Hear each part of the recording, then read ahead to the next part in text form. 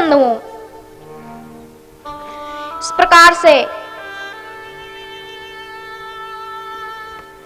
जड़ भरत जी ऐसे रहते थे, जो मिल जाए उसमें संतुष्ट। भगवान ने हमको 99 वस्तु प्रदान की है और एक ही वस्तु प्रदान नहीं की, तो हम उसके लिए भगवान को कोसते हैं। हम उसके लिए भी भगवान को कोसते हैं कि सब कुछ दिया, ये भी ले लूं, वो भी चाहिए, ये भी चाहिए। तो अरे भगवान ने आपको 99 वस्तु प्रदान की है, तो आप एक चीज के लिए फिर भगवान को क्यों कोसते हो? वो भी प्रदान कर देंगे भगवान। अस्तु बंधुओं, और देखिए अब श्रीमद् भागवत में क्या हुआ कि गंगा जी के वंश का वर्णन कैसे है, गंगा जी इस पृथ्वी पर, इस भूमि पर कैसे अवतरित हुई, कैसे इस पृथ्वी पर आई गंगा जी। देखो, गंगा सिंधु सरस्वती च यमुना गोदावरी नर्मदा कावेरी सरयू महेंद्र तनया चरमणवदी वेदिका क्षिप्रा वेत्रवती महासुर नदी ख्याता चया गंडकी। अगर हम इन सब नदियों का 100 योजन दूर से ही, गंगा जी का 100 योजन दूर से ही अगर नाम ले ले, तो उसमें स्नान करने का फल हमको प्राप्त हो जाता है। अगर दूर से ही हम ये कार्य कर लें, हम प्रातः काल होता है स्नान करते हैं, स्नान करें उस समय श्लोक को बोलें, श्लोक नहीं बोल सकते हिंदी में बोल लें कि हे गंगा मैया, मैं तो ये समझता हूं कि आप मेरे इस नहाने वाले जल में विराजमान हैं। हे नर्मदा मैया, मैं आपके ही जल से स्नान कर रहा हूं। आप भी यही भावना रखिए, तो आपको भी गंगा नदी में स्नान करने का फल प्राप्त होगा, आपको भी नर्मदा नदी में स्नान करने का फल प्राप्त होगा। तो बंधुओं देखिए,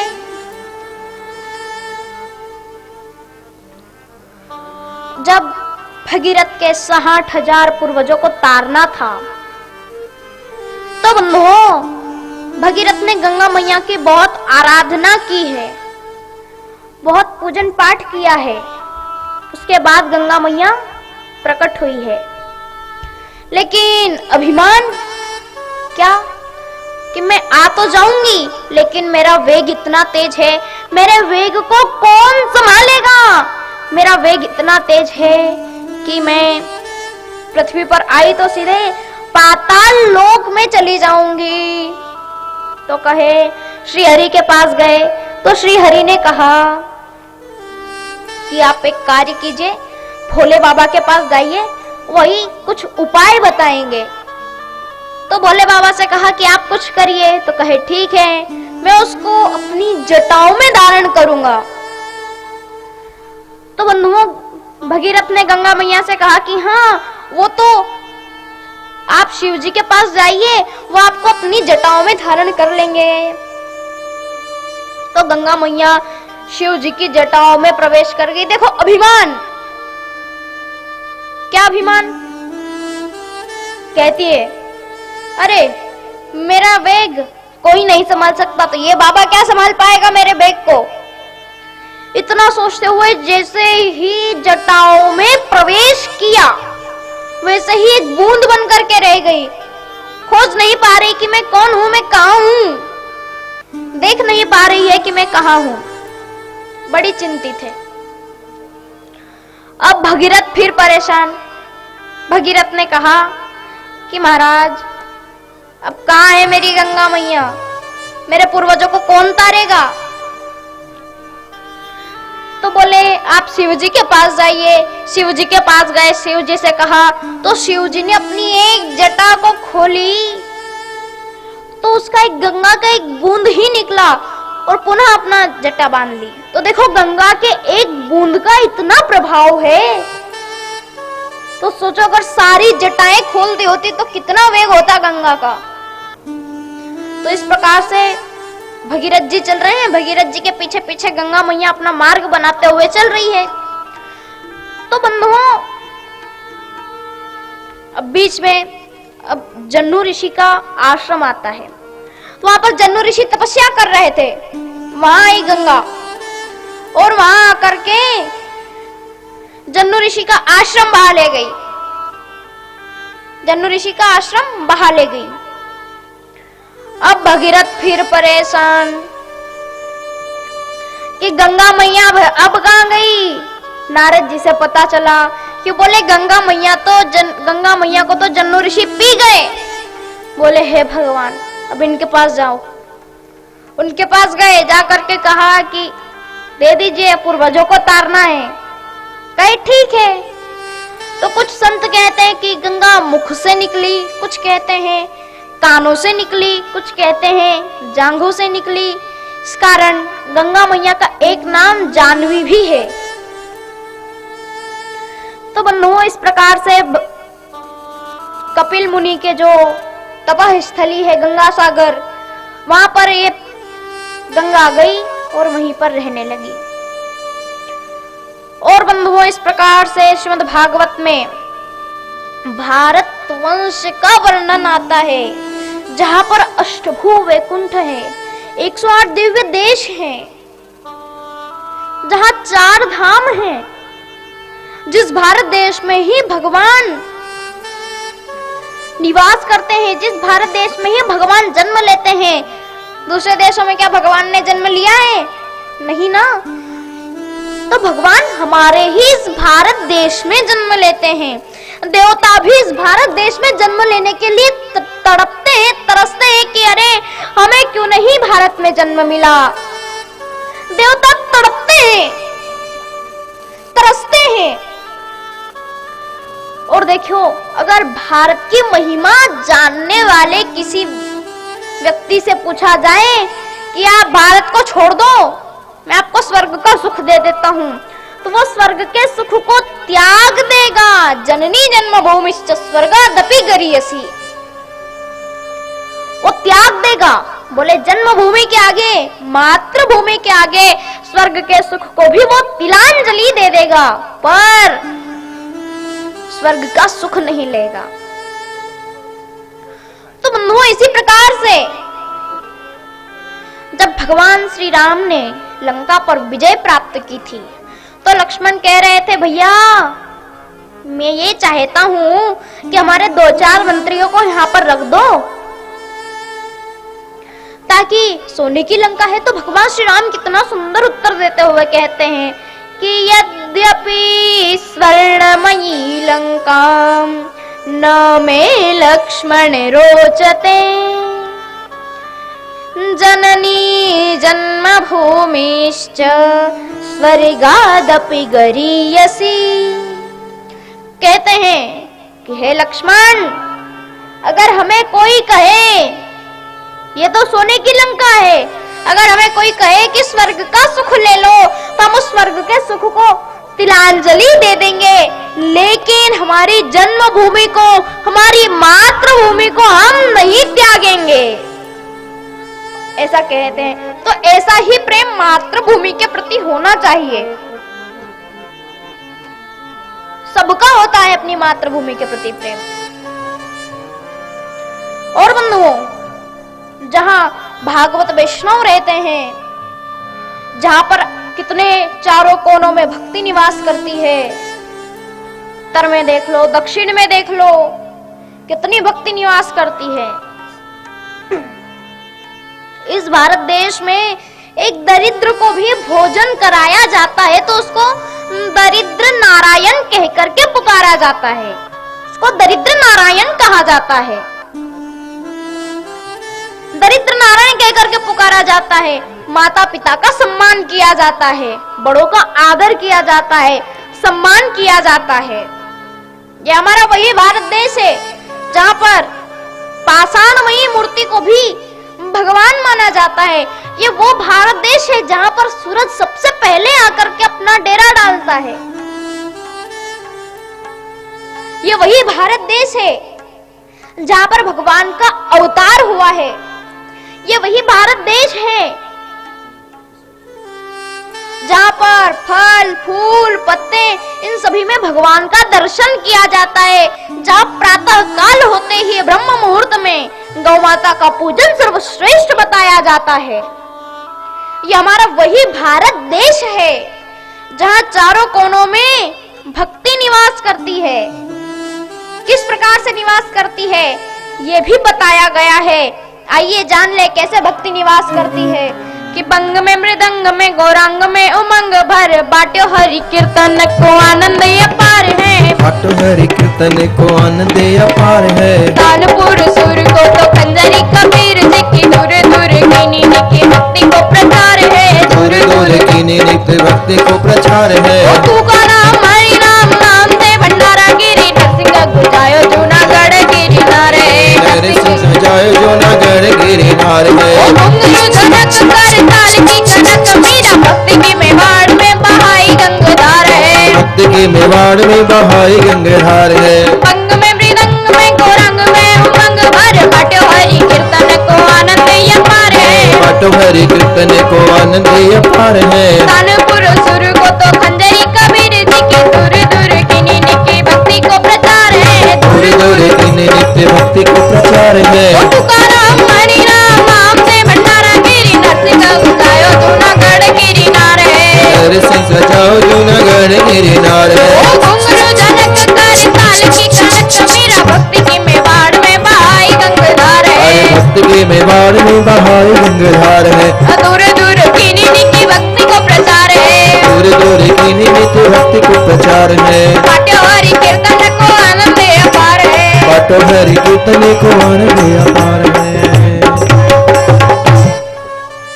तो इस प्रकार से हमारे भारत देश में चारों कोनों में भगवान प्रहरी बनकर के भारत की रक्षा करते हैं। यह भारत आचार्यों का देश है, गुरुओं का देश है। इस भारत में रामानुजाचार्य जी जैसे गुरु हुए हैं। रामानुजाचार्य जी जैसे गुरु हुए हैं, निम्बार्काचार्य जी हुए हैं, वल्लभाचार्य जी हुए हैं। तो बंधुओं, ये भारत जो है ना गुरुओं का देश है। रामानुजाचार्य जी की बचपन से ही इतनी भक्ति थी। शेषावतार थे रामानुजाचार्य जी। गुरु जी ने गुरु मंत्र दिया कि लो बेटा गुरु मंत्र पढ़ना, इससे तुम्हारा उद्धार हो जाएगा। तो बोले गुरु जी सिर्फ मेरा ही उद्धार होगा? बोले नहीं, इसको जो जो भी सुनेगा उसका भी उद्धार हो जाएगा। कहे ऐसा तो मंदिर के शिखर पर चढ़ गए, सबको बुला लिया, आओ गांववासियों मैं तुमको मंत्र देता हूँ। और मंत्र दे दिया, जो गुरु मंत्र था ना दे दिया, लो इससे तुम्हारा भी उद्धार हो जाएगा। तो ऐसे रामानुजाचार्य जी थे। ये वही रामानुजाचार्य जी हैं। ये यही भारत जो है ना गुरुओं का देश है। तो बंधुओं, अगर भारत में ऐसी बेटियां होती है कि खूब लड़ी मर्दानी, वो तो झांसी वाली रानी थी। ऐसी कन्याएं जहां पर होती है, नारी को मां माना जाता है, नदियों में देवी माना जाता है, मां माना जाता है। यह हमारा वही भारत देश है। लेकिन कुछ लोग भारत का खा करके भारत को ही बदनाम करते हैं।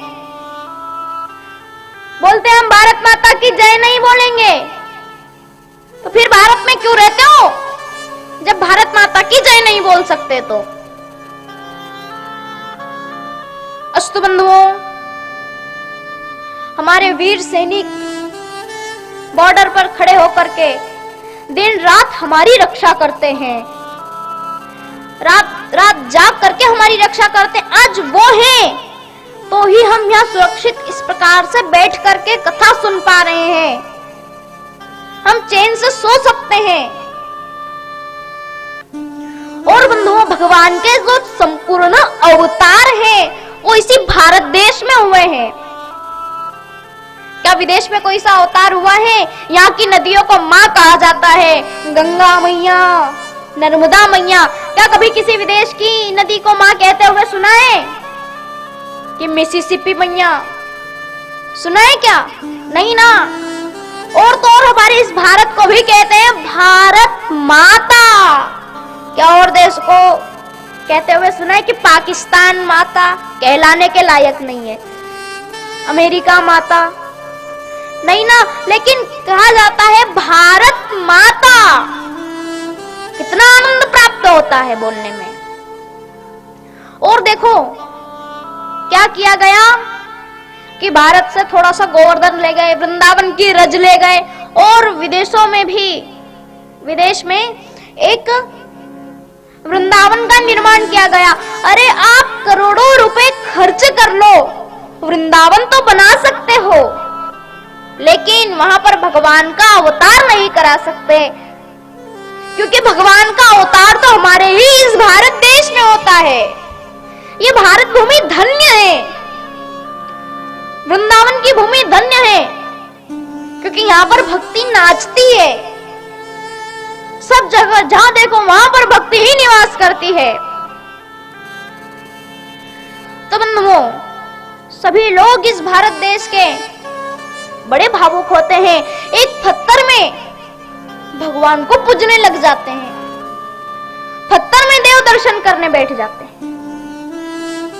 तो बंधुओं, जभी तो भारतवासी मुक्त कंठ से गाते हैं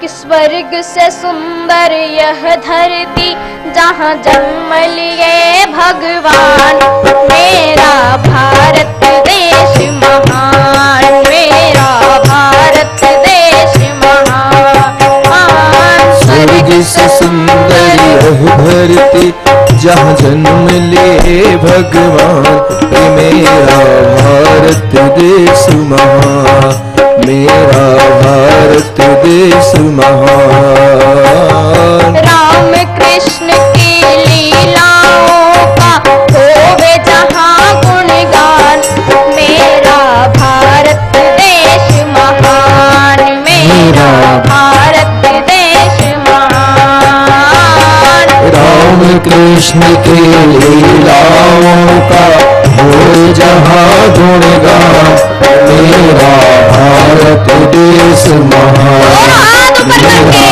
भारत देश महान।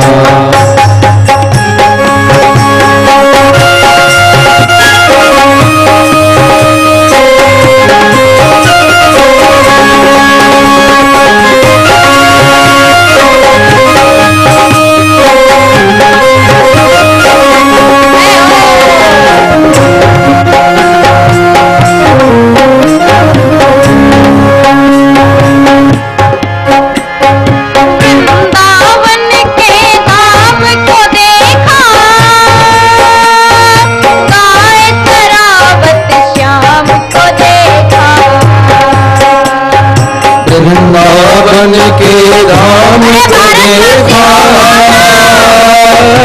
गाय चरावत श्याम को देखा। गीता और पुराण को देखा, गंगा जी के मान को देखा। गीता और पुराण को देखा, गंगा जी के मान को देखा।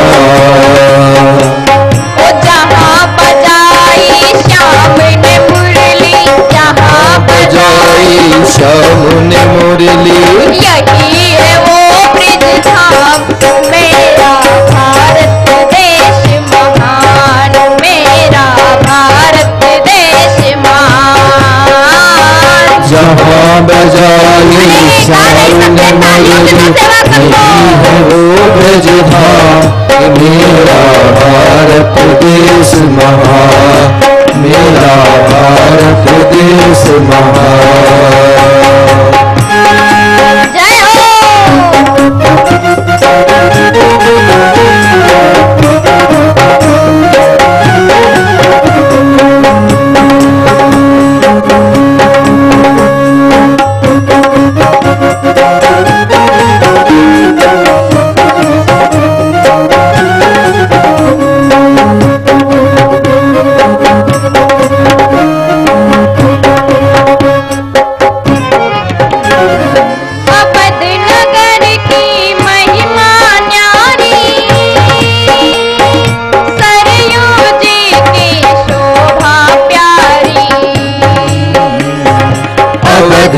नगर की महिमा न्यारी, सरयू जी की शोभा प्यारी। जहाँ झूलाते प्रभु को झूला, सावन में लाखों नर नारी। जहाँ झूलाते प्रभु को झूला, सावन में लाखों नर नारी। ओ राम सिया की सुंदर झांकी, राम सिया की सुंदर झांकी, निरख रहे हनुमान, मेरा भारत देश महान, मेरा भारत देश महान। राम सिया की सुंदर झांकी, निरख रहे हनुमान, मेरा भारत देश महान, मेरा भारत देश महान।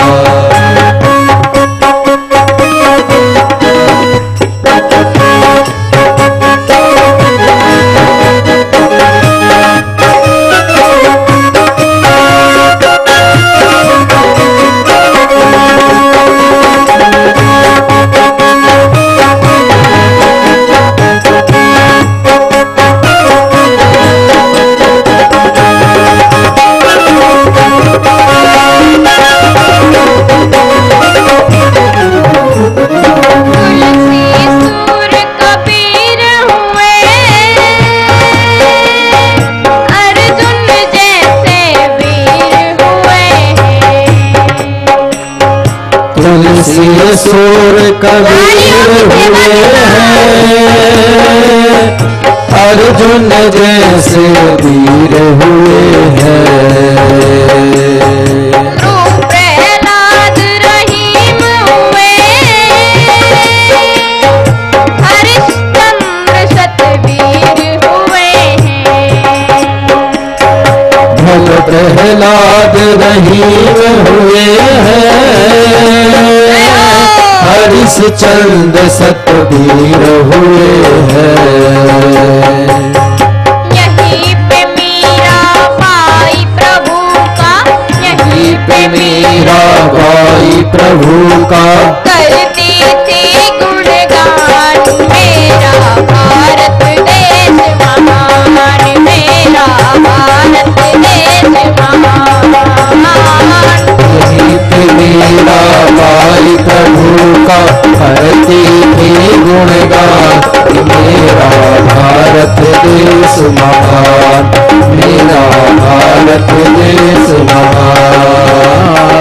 डाल डाल पर सोने की चिड़िया करती है बसेरा, वो भारत देश है मेरा, वो भारत देश है मेरा। डाल डाल पर सोने चिड़िया करती है बसेरा, वो भारत देश है मेरा, वो भारत देश है मेरा। यहाँ सत्य अहिंसा और धर्म का पग पग लगता फेरा, वो भारत देश है मेरा, वो भारत देश है मेरा।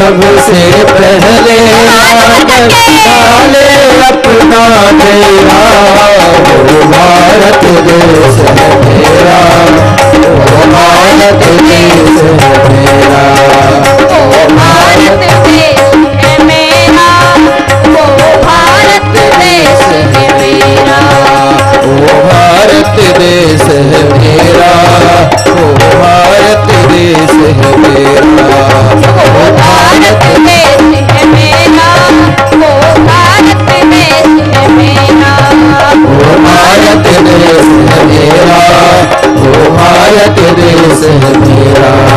जय भारती जय भारती जय भारती जय भारती, जय भारती जय भारती जय भारती जय भारती, जय भारती जय भारती जय भारती जय भारती, जय भारती जय भारती जय भारती जय भारती। बोलिए श्री भारत माता की। जय। अरे भारतवासी हो, जयकारा तो जोर से लगा दो, यहाँ तक नहीं आवाज आई। बोलिए भारत माता की। जय। अभी भी इतनी आवाज नहीं आई। बोलिए भारत माता की। जय। अब आवाज आई है। तो देखिए बंधुओं, जहां पर 4 स्तंभ हैं, गाय, गंगा, गीता, गायत्री, गीता का कितना महत्व है, संतों ने गीता को कितना दर्शाया है, यहाँ तक कि विदेशों में भी गीता है। देखिए बंधुओं, एक बार क्या हुआ, स्वामी विवेकानंद को कहीं बुलाया गया विदेश। वहां पर स्वामी विवेकानंद से पूछा गया, क्योंकि नए नए संत बने थे विवेकानंद जी। तो वहां पर क्या हुआ कि विवेकानंद के सामने सारे ग्रंथ रख दिए और सबसे ऊपर गीता माँ को रख दिया, गीता जी को रख दिया। तो बंधुओं, स्वामी विवेकानंद से पूछा गया कि आपके भारत देश का सबसे अच्छा ग्रंथ कौन सा है? तो कहे बस इतनी सी बात, इतनी छोटी बात। तो गीता के ऊपर हाथ गया, उठाया, ये है। तो बोले ये कैसे है? बोले जिस मंदिर का शिखर अच्छा होता है वो अंदर फिर कैसा भी हो।